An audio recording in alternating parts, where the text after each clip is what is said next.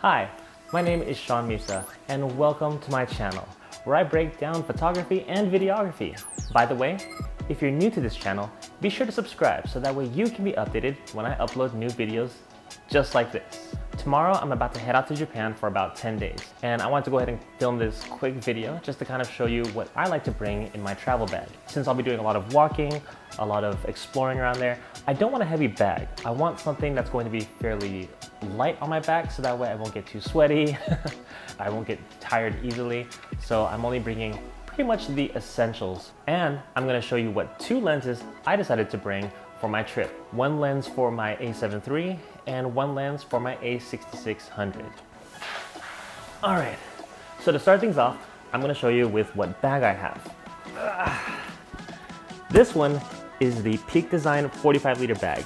If you're interested in a review of this bag, let me know in the comment section below, and yeah, maybe I'll make a video on it. So let's go ahead and get into it. Not much is in here. I have my mouse. That way I can edit if I want to. Sunglasses, and then a spare set of headphones. In my side pocket, I have a collapsible water bottle. So inside here, I have some of my quick items I want to get to. So this one is a lens cleaner pen. I do have my sanitizer. Got to keep clean and healthy.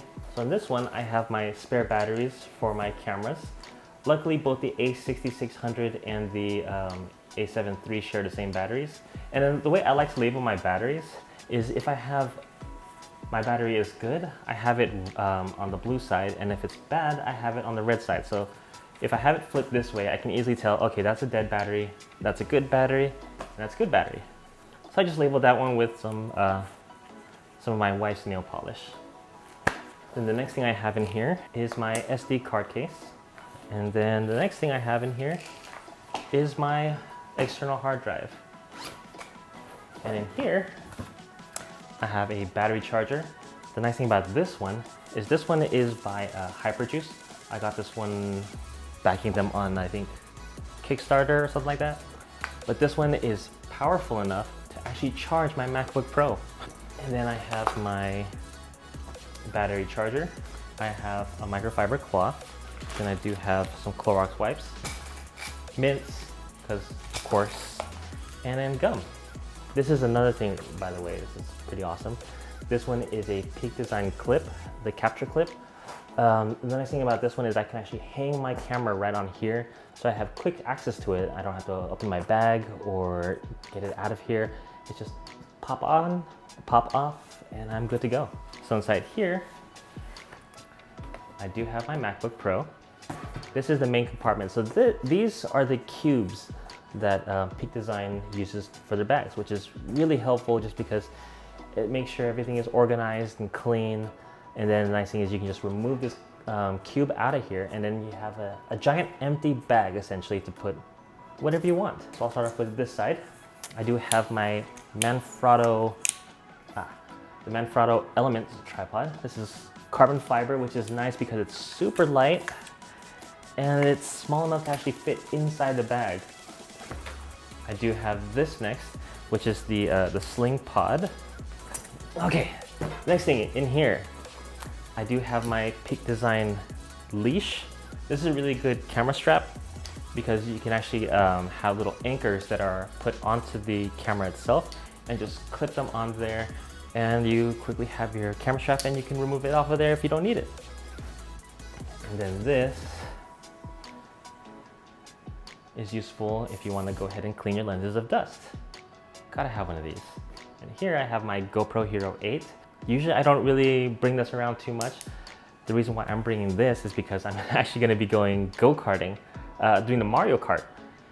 And I want to be able to capture that. Then I have my Mindshift case with my variable ND filters.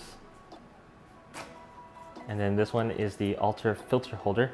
So the nice thing about this filter mount is you mount this on your lens. Let's say you're going inside and you don't need the ND filter. You can just quickly swing it open and you have your lens just right over there. You don't have to worry about unscrewing off the ND filter. Whoop! Ooh, almost dropped that. But yeah, you don't have to worry about unscrewing the ND filter. You just swing it open and it closes magnetically. And then I have a top mount for my A7 III. And then on this side, I have a small little aperture light, so in case I need extra light somewhere. And then these ones, this one is the Aperture MC, the color light, which is gonna be really fun in case I wanna go ahead and add some fun colors. There you can see some of the colors of the lights. Also charges via USB-C, which is very helpful because that's less cables for me to bring. I do have my Deity D3 Pro, so if I want to go ahead and mount this on my camera, I can get some crisp audio here. And this one I actually just got, and this one is a rubber, or is it silicone? A silicone lens hood. So this thing is going to be very useful when I want to take photos inside, but through a glass, so that way I don't get any of the glass reflections. And then the big moment you've been waiting for, what two lenses am I bringing? We'll start off with the A6600. So these ones I do not own. I did rent these ones from Lens Rentals. And this one is the Sony 16-55G with a 2.8. The nice thing about this one is, it's got a fast glass on here. And by fast, I mean like a 2.8 millimeter, or not 2.8 millimeter, a 2.8 aperture. So I can go ahead and take some nice low light shots, get that creamy, bokeh-licious background, and still have some room for zooming in. Since I haven't used this one before, I will be reviewing this one while I'm traveling in Japan as well. So be on the lookout for that video. And for my A7 III, this baby right over here, I'll be taking this lens. So this one is the new Sigma 24-70. This one is nice just because it's wide enough to go ahead and get some nice landscapes, buildings, sceneries, and then also I can still zoom in to a 70 millimeter, which is nice if I want to go ahead and zoom in or get some nice compression on the background. Sorry, my washer's actually running right now, if you can hear that one. But yeah, so I'm renting the Sigma 24-70. I'm gonna go ahead and test this one. This has got a nice 2.8 on here also. Gonna test out how fast the autofocus is for both video and photography. So we'll see how well this one works. Be on the lookout for a review of this lens. And that's pretty much it for what's inside my camera bag. The reason why I'm carrying such a light load is because I want to be able to enjoy my trip. I don't want to worry about how heavy my bag is or get tired easily just because I'm carrying a lot of gear. I don't want to bring a gimbal. I don't want to bring too many lenses. Basically bring the essentials. That's why I'm only bringing one lens for each camera. So if you like this video, be sure to subscribe so that way you can see more videos just like this one. In the next video, I'm going to be talking about motion tracking photography. To give you a quick little glimpse of what that is, if I have any photos, it's going to show up right now. It's actually very easy to do and probably going to be a short video unless I create a fun, long skit. We'll see about that. Be sure to go ahead and like and subscribe, and I appreciate everything that you do. What are you waiting for? Get out there and be curious.